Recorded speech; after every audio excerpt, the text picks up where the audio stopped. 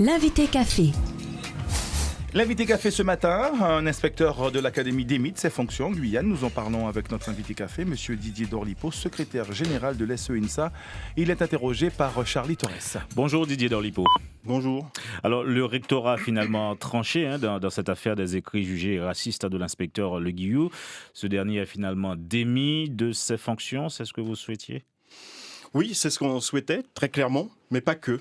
Donc ce personnel sera débarqué de la Guyane, donc c'est une bonne chose, mais le travail ne s'arrête pas là. Ce n'est pas une sanction que de quitter la Guyane. La vraie sanction, c'est l'aspect disciplinaire qui doit suivre son cours. Et j'étais en contact ce matin avec le secrétaire général national parce que nous voulons qu'il y ait une suite au niveau du ministère. Vous voulez qu'il soit révoqué tout simplement ? Écoutez, il a été néfaste, ou il était certainement néfaste pour l'Académie de Guyane. Il ne faut pas qu'il le soit pour les autres académies. Vous estimez cependant que cette décision a pris du temps, pour quelle raison ? Tout simplement parce qu'au 16 octobre, puisque les collègues étaient venus nous voir durant cette semaine, nous avons demandé une audience d'urgence à monsieur le recteur. Et donc, il s'était engagé effectivement à nous rencontrer pour faire le bilan à la rentrée suite aux vacances de Toussaint. Sauf que pendant 2 semaines, il avait toute la latitude pour prendre les décisions qui s'imposaient. Il a fallu consulter les instances nationales, cela prend du temps pour... Alors, consulter les instances nationales... Oui, statuer sur une telle affaire. Certainement, mais entre-temps, il y a une communication qui est sans doute nécessaire et vous voyez bien qu'en moins d'une semaine, tout simplement parce qu'il y a eu tout un tapage médiatique, monsieur le recteur nous annonce aujourd'hui qu'il prend la responsabilité de prendre la décision de le démettre de ses fonctions, au-delà même de l'avis du ministère qui, lui, veut s'entourer de garanties, qui veut être sûr que ce qui est écrit est de nature à susciter des sanctions. Donc vous voyez bien qu'à partir du moment où on est enclin tout simplement avec un certain nombre de courage à prendre des décisions pour protéger l'Académie de Guyane, eh bien, quand on est le recteur de Guyane, avec ce courage-là, on prend ses décisions. La décision du rectorat de fermer le site a tout de même été prise assez rapidement, des prises de connaissance des faits. Oui, tout à fait. L'après-midi, de toutes les façons, je crois qu'il n'avait pas le choix. À partir du moment où le SEINSA sollicite cette audience, c'est bel et bien parce qu'il faut prendre une mesure d'urgence. Donc, c'était bel et bien normal. Une question de Véronique Betz.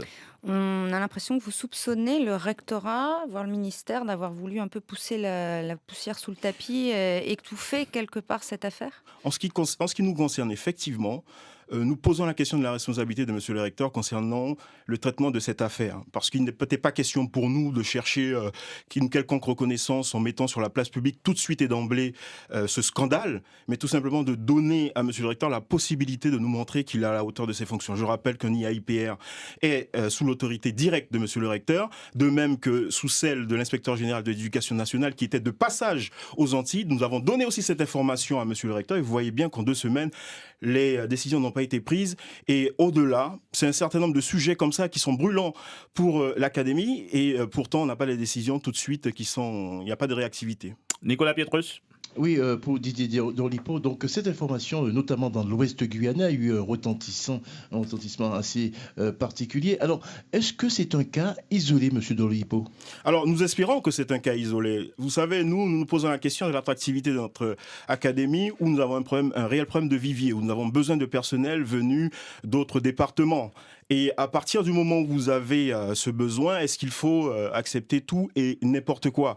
Donc pour nous, l'autorité de contrôle, c'est bel et bien le recteur et son équipe. Nous avons été reçus également par l'IAIPR, enfin la doyenne des IAIPR qui doit aussi avoir ce regard. Tout le monde doit faire son travail. Je suis désolé, nous faisons un travail d'alerte. Le recteur doit prendre des décisions pour la politique académique et pour protéger la communauté éducative. Que chacun fasse son travail. Autre sujet, Didier Dorlipo, la journée de classe du 2 novembre, les vacances de Pâques après Pâques. Comment les syndicats ont-ils pu accepter, signer de telles mesures ? Alors ça fait un certain nombre de semaines où j'entends effectivement ces charges directes contre les syndicats. Je rappelle qu'il y a des PV suite aux instances. Vous avez signé. On a signé. On s'est abstenu lors du vote. Bon, alors maintenant, en termes d'arguments, effectivement, nous avons rappelé à monsieur le recteur que le 2 en Guyane devait être une journée vaquée. Sauf que lorsqu'on se retrouve en comité technique académique, nous avons aussi une autre organisation syndicale et monsieur le recteur en face.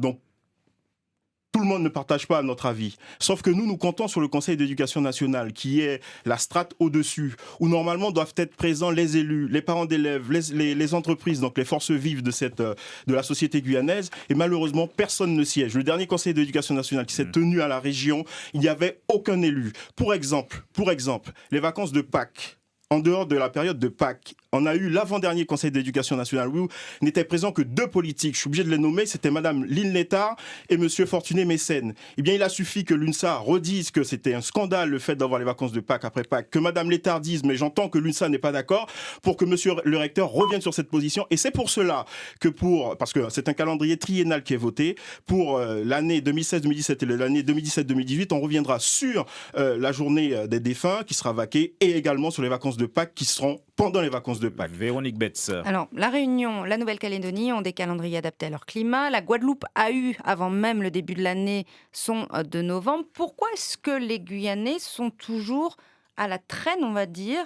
Pourquoi est-ce que vous n'obtenez jamais ce genre de choses ? Alors moi, je vous repose la question, je pose la question à la société, en tout cas ceux que nous dénonçons. Et je le dis systématiquement à partir du moment où j'ai la chance d'avoir ce temps de parole. C'est que nous manquons d'instances représentatives en Guyane. La Fédération des parents d'élèves, on peut l'appeler l'Association des parents d'élèves. Pourquoi est-ce qu'elle n'a pas une voix en Guyane ? Elle n'a pas de voix dans ce pays. Mais Qui va vous être avez une voix ? relancé d'ailleurs. Qui va être relancé, nous l'espérons. Les politiques, les partis politiques, vous les entendez sur les questions d'éducation. Le président de l'association des maires s'est prononcé Mais vous, sur on la ne vous question, entend pas syndicat sur ces questions. sur la question des nouveaux rythmes scolaires après coup. Nous, on ne nous entend pas tout simplement parce que nous avons notre poids et nos limites. Je suis désolé. Vous voyez bien qu'avec l'histoire de l'inspecteur, il a suffi que vous en parliez qu'en une semaine pour qu'en une semaine ce soit réglé. En Guadeloupe, je vous rappelle que effectivement, ils avaient voté pour un calendrier avec le même rythme que nous, 7 semaines plus 2 semaines. Sauf que lorsque la société civile s'est rendue compte que c'était une aberration, il y a eu un soulèvement de la société et à ce moment-là, on est revenu sur les décisions. La question en plus, Rudy Carré. Oui, M. Dorlipo, pour revenir sur M. Inspecteur, est-ce qu'il n'y a pas une fête exprès puis parce qu'il était bien rentré en sous-case ? Peut-être on va poser nous la question parce que quand Miss est arrivé en 2013, Miss a écrit une bagage comme si est-ce que la Guyane a mérité des cadres expérimentés. Je là effectivement donc bah Miss répond ça, la Guyane pas besoin des boucs comme ça. Donc peut-être Miss était échappé par sa bière, ben Miss réussi. Expérimenté et concerné, surtout Didier Dorlipo. Merci d'avoir répondu à nos questions ce matin.